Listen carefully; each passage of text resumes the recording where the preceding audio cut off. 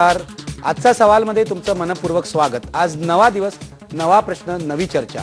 आजचा माझा प्रश्न आहे, भारतीय जनता पक्षाच्या राज्यात कडव्या हिंदुत्ववादी संघटनांना मोकळं रान मिळतंय का?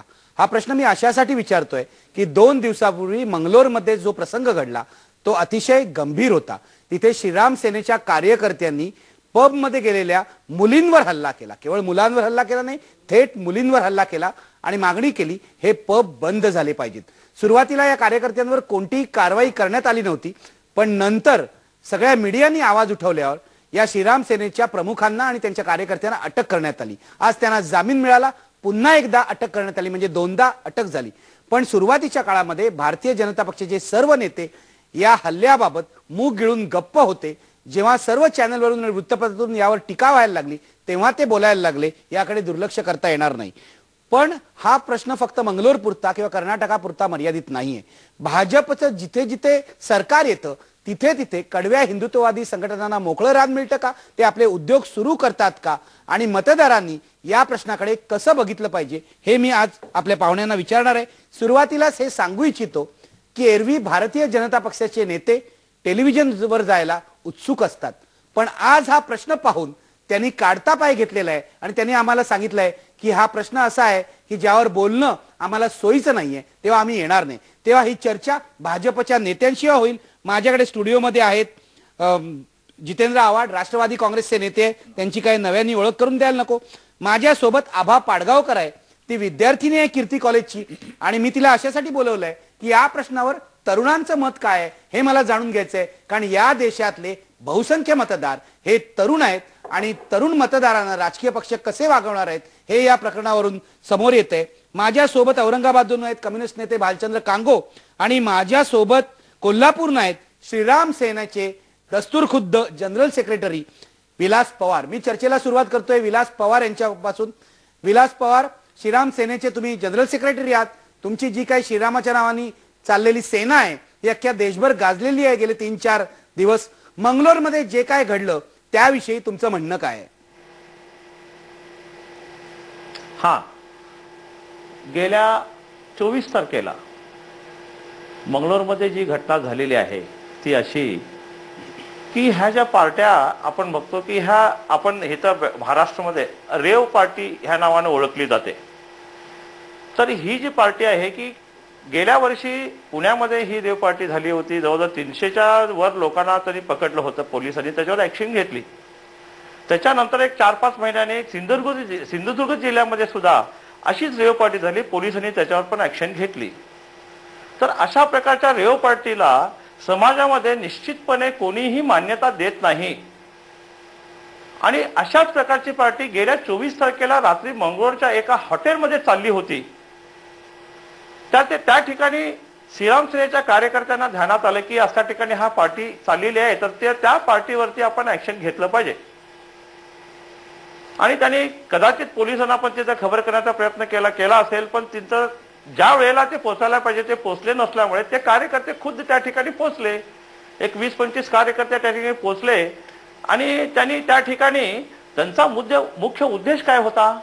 उद्देश असा होता की हे जे टीन एजचे जे युवक आहेत आणि ज्या युवती आहेत त्यांना एक संदेश द्यायचा होता की तुम्ही हे जे करायला हे योग्य नाही आहे, ह्या त्यांना संदेश द्यायचा होता।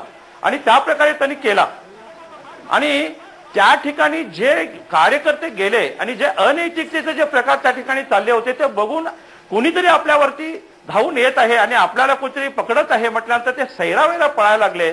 आणि सैरावेला पळत असताना त्यांना काही जण पडले, काही जण खाली आले, तर काही जण त्याच्यातले जे युवक होते त्या युवकांनी ह्या कार्यकर्त्यांना, श्रीराम सेनेच्या कार्यकर्त्यांना विरोध केला। ज्यावेळी त्यांच्याकडून विरोध यायला लागला तर ह्या कार्यकर्त्यांनी पण त्यांना मारलं, त्यांना म्हणजे विरोधाला ह्यांनी पण विरोध केला। आणि हे झटपट मला वाटतं एक 10 मिनिटाची मला विलास पवार तुम्हाला विचारायचं आहे की तिथे तुम्ही म्हणताय की ज्या मुलांनी त्यांना विरोध केला त्यांना कार्यकर्त्यांनी मारलं, मुलींना सुद्धा मारलं का त्यांनी? तर ह्याच्यामध्ये आता मी पण गेली 2 दिवस बघत आहे टीव्ही। नाही, मला सांगा, माझ्या प्रश्नाचं थेट उत्तर द्या। इकडे तिकडे न बघता त्यांनी मुलींवर हल्ला केला की नाही? अतिशय वाईट पद्धतीने त्या पब मध्ये असलेल्या मुलींना त्यांनी मारलं की नाही?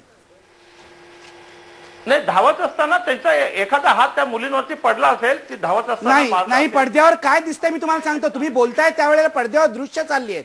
त्या पब मध्ये कोचावर बसलेल्या मुलीला सुद्धा मारलेलं आहे असं आमच्या पडद्यावर दिसतंय. मला सांगा, श्रीरामाच्या नावाने तुम्ही सेना चालवता, कुठेतरी प्रभू रामचंद्रांनी मुलींना अशा प्रकारे मारा असं म्हटलंय का? नाही, असं म्हटलेलं नाही आहे. पण हा जो प्रकार झालेला आहे, हा प्रकार काही थोडा आमच्या ज्या कार्यकर्त्यांच्या, ते पण लहानच कार्यकर्ते वयाने, त्यांच्या ध्यानामनी नसताना काही गोष्टी त्यांच्या थोडा अतिरेक झालेला आहे असं मला वाटतंय.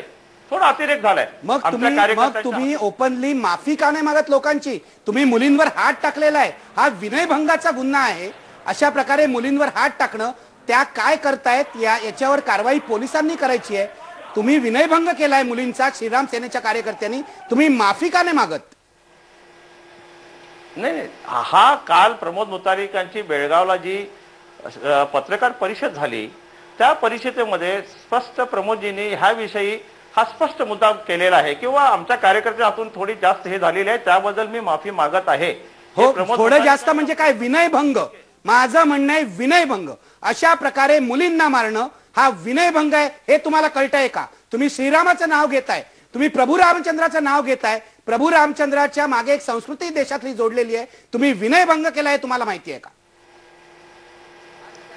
नाही, विनयभंग केलेलं नाही आहे. जसं की माझ्या घरी एखादी माझी बहीण आहे किंवा माझी मुलगी आहे, तिला तुम्ही अशाच पद्धतीने मारता की माझी मुलगी त्या ठिकाणी पोहोचलेली आहे, असा प्रकार जो आहे, एखादा भाऊ किंवा एखादा त्या मुलीचा पिता हा प्रकार करणारच ना. बरं, तुम्ही पित्याच्या मनाने, भावाच्या मनाने त्या मुलींना मारलं. मला असं वाटतं विलास पवार, बरं झालं हे कळलं. कदाचित तुम्ही तुमच्या घरच्या मुलींनाही असंच मारत असाल, बरोबर आहे ना? नाही, असा प्रकार तसा होत नाही आहे. हे बघा की आपली संस्कृती जी आहे, आता ह्या संस्कृतीचं एक मिनिट थांबा विलास पवार, मी तुमच्याकडे येतो. चर्चा चालू राहणार आहे. माझ्यासोबत आभा पाडगावकर आहे. आभा, तू तरुण आहे, अशा प्रकारचे पब वगैरे सगळं आपल्याकडे चाललेलं असतं. हे सगळं पाहून तुला काय वाटलं हे तू सांग. पहिली गोष्ट म्हणजे कोणी पब मध्ये गेलं तो त्यांचा वैयक्तिक प्रश्न आहे. दिवसभर, आता कॉलेजचे स्टुडंट असून सुद्धा दिवसभर करण्यासारखी भरपूर कामं असतात. मी स्वतः कॉलेज स्टुडंट असून माझे प्रोजेक्ट्स असतात, माझा अभ्यास असतो. आम्हाला एन्जॉय करायला वेळ कधी? गेलोच तर आम्ही संध्याकाळी बाहेर जाणार. अशाच ह्या काही मुली, आणि गेल्या जरी त्या पब मध्ये, तिथे त्या काय करतात हा त्यांचा आणि त्यांच्या घरातल्यांचा प्रश्न आहे. जर रेव पार्टी चालली आहे तर त्यांना विरोध करणं हे कायद्याचं काम आहे. ह्या अशा संघटना का अपोज करतायत? नाही, मला सांग, अशा प्रकारे मुलींना मारणं म्हणजे ते फक्त सरासर आम्ही वडिलांसारखं मारलं, आम्ही भावासारखं मारलं. माझं असं म्हणणं आहे की हे मोलेस्टेशन आहे असं तुला वाटतं की नाही? मोलेस्टेशन पेक्षाही भयानक प्रकार आहे. कारण घरात एखादा भाऊ जर आपल्या बहिणीला मारतो तर हात उगारतो, वडील मारतात तर हात उगारतात. हे जर कुत्र्यासारखं मारण्यासारखं झालं. अक्षरशः फार गंभीर शब्द तिने वापरले आहेत, कुत्र्यासारखं मारणं. आणि बरोबर ते बघितल्यावर असंच वाटतं. जितेंद्र आव्हाड, तुम्ही राजकीय नेते आहात, हे श्रीराम सेना, काय म्हणाल तुम्ही? याचं वर्णन कसं कराल? कारण हे सगळे संघ परिवारातले लोक आहेत, हे आपण लक्षात घेतलं पाहिजे. असं आहे की ते ज्या पद्धतीने बोलतायत की माता पिता संस्कृती, एक लक्षात ठेवा यांचं बॅकग्राऊंड. म्हणून मी नेहमी म्हणतो की ह्यांची निर्मिती कशात नाही हे तपासून बघा. हे असल्या ह्या बिंडोक लोकांशी बोलण्यात काही अर्थ नाही, ज्यांना मी माता पित्याचं मारलं. हा कोण माता पित्याची भूमिका बजावणारा आमच्या पोरींवर? ह्याच्या पोरीला मारलं तर भर रस्त्यावर. नन्सवरती बलात्कार होतात ओरिसामध्ये, मग आम्ही नातं जोडायचं का? तुम्ही का नाही उठलात की नन्स माझी भगिनी आहे, ननवर बलात्कार करू नका म्हणून? तुम्ही असं आहे की म्हणून मला बीजेपीचे नेते असते तर आज आपण सडेतोड चर्चाच केली असती की त्यांचं सगळं उत्पत्ती ही चातुर्वर्ण्याच्या समर्थनातनं झालेली आहे. चातुर्वर्ण्याचं समर्थन करत असताना स्त्रीचा निर्मितीच पाप योनीतनं झालाय असं आपण चातुर्वर्ण्यात वाचलेलं आहे. बंच ऑफ थॉट्स विचारधारांमध्ये गोळवळकरांनी लिहून ठेवलंय की माझं चातुर्वर्ण्याला समर्थन आहे. माझा प्रश्न आहे आज बीजेपीच्या कार्यकर्त्यांना की हे सगळं त्याच्यातनं घडतं, हे सगळं त्यांना हे विचारधारा त्याच्यातनं मिळतंय. तुम्ही कंडेम करणार आहात का? आज प्रश्न आहे आमचा की तुम्ही गोळवळकरांना कंडेम करणार आहात काय की हे आम्हाला मान्य नाही आम्ही? आणि चातुर्वर्ण्यात नाही सगळे स्त्री विरोधी भूमिका यांची जाहीर होते. नन्सवरती बलात्कार झाले ओरिसामध्ये, नाही आमचा काय हात नाही. दारासिंगनी त्या बिचाऱ्या मायकल स्टेन्स नावाच्या पादऱ्याला 2 लहान मुलासकट जाळून मारलं. कुठला धर्म शिकवतो? मध्य प्रदेशमध्ये नन्सवरती हल्ले झाले, चर्च फोडले. गुजरातमध्ये मुसलमानांवरती हल्ले झाले, पार पोट फाडून छासा मारण्याची अर्भक बाहेर काढलीत तुम्ही. तिथे कर्नाटकात सरकार आल्या महिन्याभरातच पाहिजे तशी बँगलोरमध्ये यांनी हे तोडलं. असं की ह्यांचे मूळ कुठनं आलंय? बीटी मुंजे कोणाला भेटायला गेले? आपण मूळ म्हणजे काय, हे आजची तरुण पिढी यांनी इतिहासात खरं तर जायला पाहिजे. बीटी मुंजे कोणाला भेटायला गेले? RSS सगळे संघटना रचत असताना ते कोणाला चांगल्या डेमोक्रॅटिक पक्षाच्या नेत्याला नाही भेटायला गेले. ते गेलेले भेटायला इटलीमध्ये मुसोलिनीला. मुसोलिनीच्या पक्षाचं नाव काय? Fascist party of Italy. म्हणजे ज्यांचा संबंध नॅझिझम, फॅसिझम, ज्यांची मूळ संकल्पना चातुर्वर्ण्याच्या माध्यमातून आलेली आहे, त्यांनी आयुष्यभर हेच करायचे वचन घेतले, हेच केलेलं आहे त्यांनी आणि आता कर्नाटकात तेच. अगदी अगदी प्रश्न विचारणं चुकीचं हे हेच करणार आहे. आपल्याला काय जितेंद्र आव्हाड, लोकशाहीमध्ये सर्व प्रकारच्या लोकांना प्रश्न विचारावे लागतात. दुर्दैव आहे, बरोबर आहे, पण प्रश्न विचारावे लागतात. मी पुन्हा जातोय विलास पवार, तुम्ही उत्तर द्यायला पाहिजे. तुमच्यावर का आरोप होत आहेत तुम्ही बघताय, आणि पब मध्ये जाऊन दारू पिणं हे संस्कृतीच्या विरोधात आहे, हे ठरवण्याचा अधिकार तुम्हाला कोणी दिला? काय अधिकारता हिचा प्रश्न येत नाहीये. हे बघा, समाजामध्ये अनेक चांगल्या गोष्टी होत असतात आणि असे अनेक संघटना आहेत. उदाहरणार्थ सांगतो की आपलं संघटन आहे आणि अशा अनेक संघटना आहेत की त्यांनी समाजाच्या हितासाठी काम करत असतात. तेव्हा समाजाच्या हितासाठी काम करत असताना उदाहरणार्थ सांगायचं म्हणजे समाजाचं हित अशा प्रकारे ठरवण्याचा अधिकार तुम्हाला कोणी दिला? हे बघा, ठरवण्याचं नाही, ह्या एक समाजाच्या क्षेत्रामध्ये, सामाजिक क्षेत्रामध्ये चांगली जशी कामं होत असतात ती चांगली कामं ह्या संघटनेच्या माध्यमातून होत असतात अनेक. अशा प्रकारे त्यांच्या नजरेमध्ये एखादी अशी समाजाच्या म्हणजे अनैतिकतेचा प्रकार चालत असलेला असताना काही युवकांना वाटलं, आणि जो प्रकार आज टीव्हीच्या माध्यमातून दाखवला जात आहे तेवढा मोठा झालेलाच नाही आहे तो. इथं म्हणजे आम्हीच खोटं दाखवतोय असं तुमचं म्हणणं आहे? नाही, अधिक करून दाखवत आहेत, अधिक करून दाखवत आहेत. आणखी एक सांगतो, ह्याच्यामध्ये ज्यावेळी रेणुका चौधरीने बोला ऐकू येते तुमचं. रेणुका चौधरी ज्यावेळी आवाज उठवला, एक सांगतो ऐका तरी, आवाज उठवल्यानंतर लगेच काँग्रेसचे जे विरोधी पक्षाचे नायक मल्लिकार्जुन खरगे त्यांनी लगेच स्टेटमेंट दिली.